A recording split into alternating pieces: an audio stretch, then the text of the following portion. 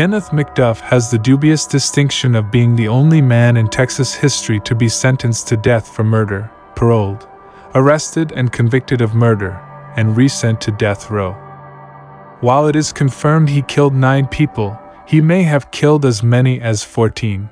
Born on March 21, 1946, Kenneth McDuff was from Central Texas and had 3 siblings. McDuff's mother, Addie McDuff, was well known around her town as the packin momma, because of her habit of carrying a firearm and her violent tendencies. McDuff was known to shoot his .22 rifle at living creatures and was often getting into fights with boys older than he was.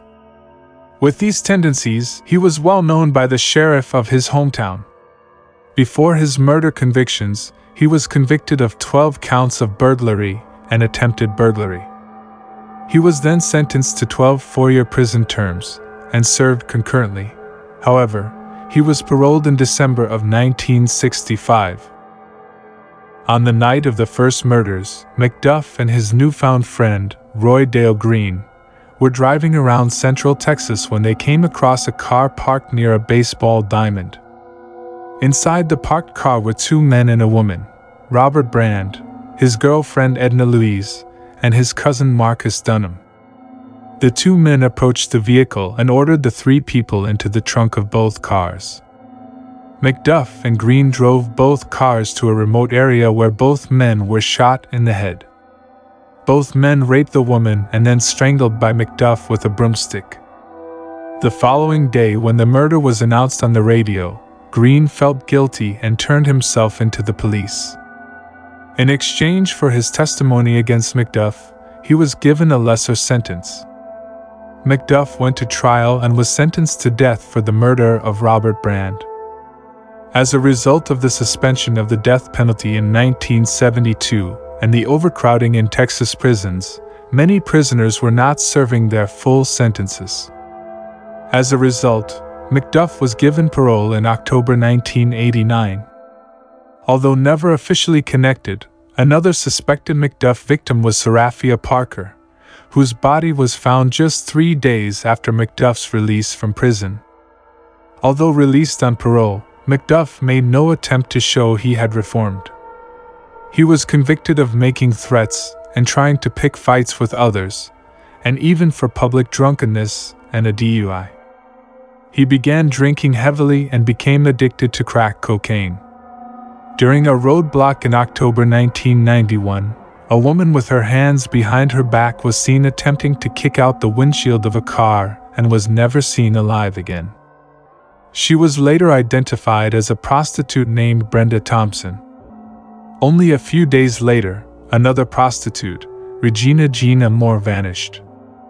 In December 1991, McDuff and a close friend, Alva Hank Worley, drove around looking for drugs.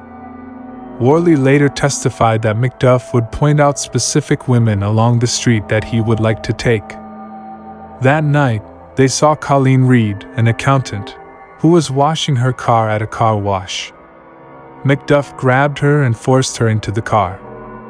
Both men raped the woman, and although witnesses called the police, they were too late.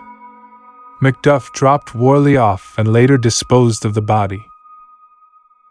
While working at a quick pack market, McDuff developed a fascination with his senior manager's wife, Melissa Northrup.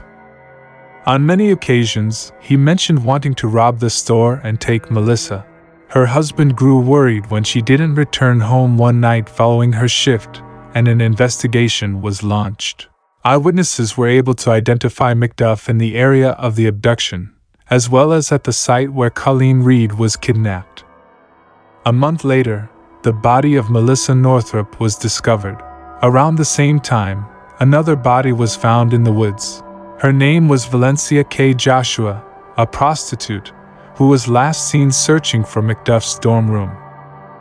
At this point, McDuff had fled Texas and obtained a new car and a fake ID.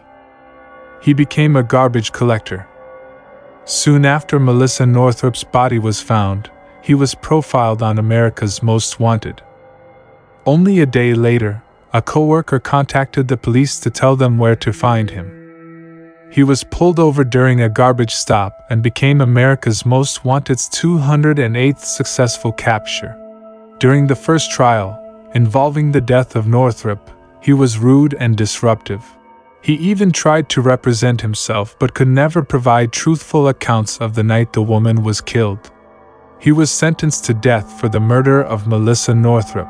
Following that trial, he was then tried for the murder of Colleen Reed and was more disruptive this time around. Although her body was never found, he was convicted of killing her based on strong circumstantial evidence and eyewitness accounts. He was again sentenced to death. Following his arrests, Texas began an overhaul to ensure that no other criminals like him were able to get out on parole. They changed the rules and improved the monitoring upon release.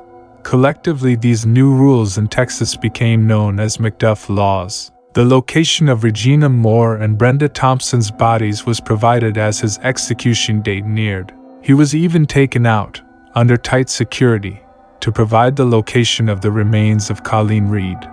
On November 18, 1998, McDuff was put to death by lethal injection in the Huntsville prison,